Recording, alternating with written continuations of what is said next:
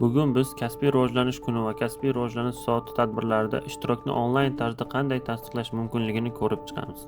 Buning uchun Telegram dasturida qidiruv maydonchasiga KRK Avloniy bot deb yozamiz va yuqorida chiqqan rasmiy botni tanlaymiz. Bot topilgach, uni ochamiz va pastdagi Start tugmasini bosamiz. Shundan so'ng bot sizdan kirish tugmasini bosishni so'raydi. Kirish tugmasi orqali tizim sizni OneID yagona identifikatsiya tizimi sahifasiga yo'naltiradi. Bu yerda o'z login va parolingizni kiriting. Shu orqali siz KRK platformasiga shaxsiy profilingiz bilan kirgan bo'lasiz. Tizimga kirgandan so'ng ekranda kirishni qayd etish tugmasi paydo bo'ladi. Shu tugmani bosganingizdan keyin platforma avtomatik tarzda sizni yana Telegram botga yo'naltiradi.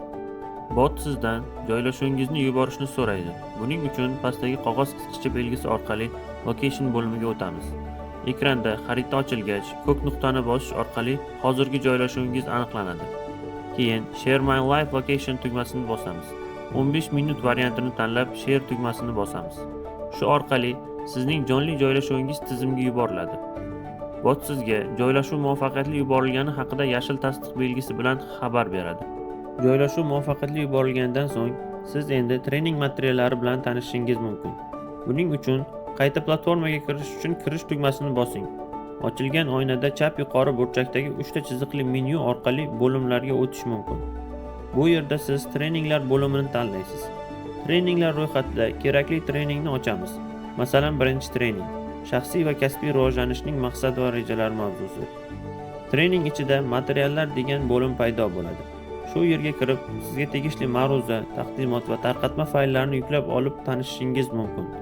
Har bir materialni ochish orqali trening mazmuni bilan tanishasiz va uni o'zingiz uchun saqlab qo'yishingiz ham mumkin. Trening yakunlangandan so'ng siz chiqishni tasdiqlashingiz kerak bo'ladi.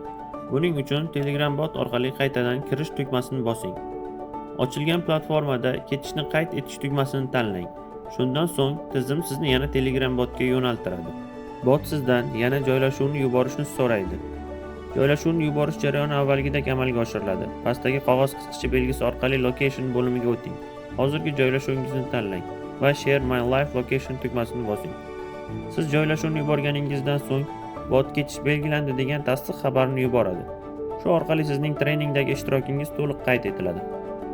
Treningdan chiqish jarayoni yakunlangach, siz trening sifatini baholash va qisqa testni bajarishingiz kerak bo'ladi. Buning uchun qayta platformaga kirib, testlar bo'limini tanlang. Ekranda treningni baholang oynasi paydo bo'ladi. Bu yerda 1 dan 5 gacha yulduzchalarni belgilab, trening sifati haqida fikringizni yozing.